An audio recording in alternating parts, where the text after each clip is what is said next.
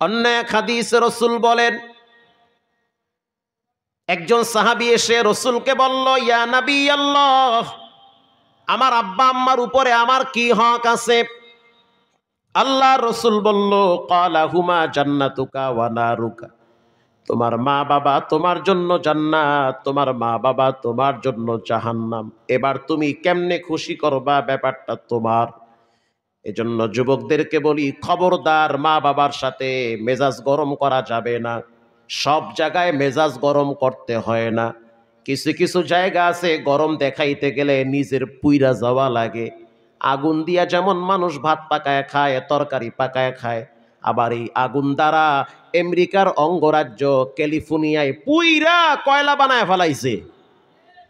আগুন দ্বারা মানুষ যেমন নিজে উপকৃত হয়, আবার আগুন দ্বারা মানুষের দেহ পুড়ে, ঘর বাড়ি পুড়ে। মা বাবা হলো আগুনের মতো। আল্লাহু আকবার। আব্বা আম্মা হলো আগুনের মতো। আব্বা আম্মার দোয়া যে কারেন্টের চেয়েও দ্রুত কবুল হয়, এটা আমার একবার না বারবার দেখা। গত রমজানের পর আমার মা বারবার বলতেছে, বাবা, এই মহল্লায় তো কোনো মসজিদ নাই, আছে একটু দূরে। শীতের দিন মানুষ দূরে গিয়ে নামাজ পড়তে চায় না, বৃষ্টি হয়ে গেলে মানুষ ঘরে নামাজ পড়ে, জামাতে পড়ে না। যদি সম্ভব হয় একটা মসজিদ বানায় দাও। আল্লাহর কসম দিয়া বললাম, মিথ্যা নয়। যখন আমি মসজিদের কাজে প্রথম হাত দিয়েছি, পুরা টাকাটাই যখন নিজের পকেট থেকে ব্যয় করা শুরু করলাম, ভিতরে একটু টাকার মায়া বেশি বাইরে গেছে। এত টাকা আমি একাই খরচ করি। তখন মা ডেকে বলল, তুমি দুর্বল হতে পারো, তোমার রব দুর্বল না, খরচ কর। বিশ্বাস করেন, রমজানের পর যখন খরচ কমপ্লিট, হিসাব করলাম কয়েক লক্ষ টাকা গেছে। এবার মাথায় চিন্তা আসলো, ঢাকায় যেই প্রতিবন্ধীদের জন্য মাদ্রাসার জায়গা নিয়েছি, ওখানে বিল্ডিং করতে আমি এত টাকা পাবো কোথায়? আমেরিকায় এক নোয়াখালীর বন্ধু থাকে, বলল, হুজুর, একতলা করতে যত টাকা লাগবে পুরা টাকা আমি একাই দিব। আমি বললাম, ও মালিক, তুমি কেমনে এই লোক মিলাইলা? তখন চিন্তা করলাম, ওয়ারযুকুহু মিন হাইসু লা ইয়াহতাসিব, আল্লাহ তাআলা মানুষকে এমন জায়গা থেকে সম্পদ দান করে যেটা মানুষ কল্পনাই করতে পারে না। কথা ঠিক না বেঠিক? মানুষ কল্পনাই করতে পারে না।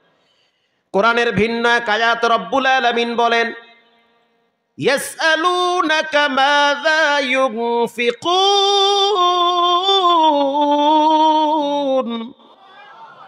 কুল মা আনফাকতুম মিন খায়রিন ফালিল ওয়ালিদাইনি ওয়াল আকরাবিন।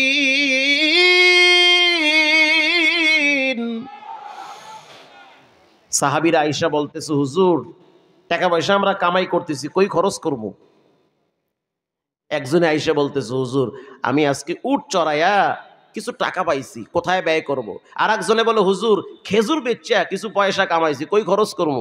আর একজনে এসে বলল, হুজুর, এক বাড়িতে কামলা দিতাম, কিছু টাকা পাইছি, কোথায় ব্যয় করব? আল্লাহর রাসূল বলেন, থামো, অপেক্ষায় থাকো, দেখি রব আমারে কি বলে। সুবহানাল্লাহ বলেন।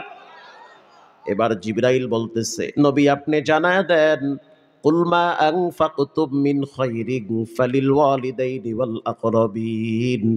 টাকা পয়সা ব্যয় করার প্রথম খাত হলো মা আর বাবা। টাকা পয়সা প্রথম ব্যয় করার জায়গা হলো মা আর বাবা। বাবায় বুড়া হয়ে গেছে, গোপনে টাকা দেন, পকেট খরচ দেওয়া লাগবে। মা বয়স্ক হয়ে গেছে, পকেট খরচা দেন। আপনার যেমন বন্ধু বান্ধব আছে, আপনার মা বাবার বন্ধু বান্ধব নাই? দেন না কেন? আপনি যেমন বন্ধু বান্ধবের বাড়িতে যান, আপনার মার মনে চায় তার মেয়ের বাড়িতে বেড়াইতে যাবে। এই কথাগুলা কিন্তু খুব জরুরি, এগুলা অনেকেই বুঝতে চায় না। আপনি যেমন শালির বাড়ি বেড়াইতে যান, শ্বশুর বাড়ি বেড়াইতে যান, আপনার মা বাবা বুড়া বুড়ি হয়ে গেলে তাদের মনটা থাকে নাতির বাড়িতে, মনটা থাকে মেয়ের বাড়িতে, ঠিক না বেঠিক? ওই যে গ্রামে একটা মেয়ে বিবাহ দিছে, বাবার মনটা চাইতে আছে, 2 মাস হয়ে গেছে মেয়েটার চেহারা দেখতে পারি না, কলিজার ভিতরে অশান্তি লাগতেছে, নাতিগুলারে দেখি না। কিন্তু আমি যাব কেমনে? টাকা তো নাই। গেলেই তো নাতিরা আমার জড়ায় ধইরা বলবে, না না, কি আনছো? তখন আমি ওদের মুখে কেমনে হাসি ফুটাবো? তখন বাবায় বলে মনে মনে যে আল্লাহ যদি আবার ছেলে কিছু টাকা দিত তাহলে তো আমি এই টাকাগুলা খরচ করে মেয়ের বাড়িতে যাইতে পারতাম। ওই বাবার চোখের পানি তুমি দেখো না রে কপাল পোড়া সন্তান, ওই মায়ের চোখের পানি তুমি দেখো না, তোমার রব তাকায়া তাকায়া দেখে। তুমি তোমার স্ত্রীর হাতে মার্কিনের জন্য গোপনে টাকা দাও, সন্তানের পকেট খরচার জন্য টাকা দাও, বুড়া বাপটারে 100 টাকা দিতে কেন কলিজায় লাগে? এজন্য যুবকদেরকে বলি খবরদার, মা বাবার সাথে কখনোই হিসাব করা যাবে না। হিসাব ছাড়া ব্যয় করো, তোমার রব আরেক জায়গা থেকে পকেট ভরে দিবে। মা বাবার পিছনে ব্যয় করলে মৃত্যু পর্যন্ত দিলে অশান্তি থাকে না, ঠিক না বে ঠিক? মাই তো খাইছে, আব্বাই তো খাইছে, খাক। এমনও হয় স্ত্রীর পিছনে ব্যয় করতে করতে যদি 30 বছর পর বউ যদি টাকা পয়সা নিয়ে চইলা যায় তখন ভিতরে বেশি কষ্ট লাগে। কারে খাওয়াইছি গেছে গা। ছেলে মেয়েগুলা যদি বলে বাবা তোমার কথা শুনতে চাই না, চুপ থাকো, তা না হলে মসজিদে গিয়ে জিকির করো, তখন মনে হবে আমি ব্যর্থ বাবা, কাদের জন্য রক্ত পানি করে টাকা পয়সা ব্যয় করলাম। আল্লাহর কসম দিয়া বললাম, কোন সন্তান যদি মা বাবার জন্য অর্থ ব্যয় করে, ওই মা বাবা যদি সম্পদ ব্যয় করে, ওই সন্তান মৃত্যু পর্যন্ত মনে কষ্ট থাকে না। টাকা পয়সা মাই তো খাইছে, আব্বাই তো খাইছে, খাক, এরা খাবে না তো খাবে কারা?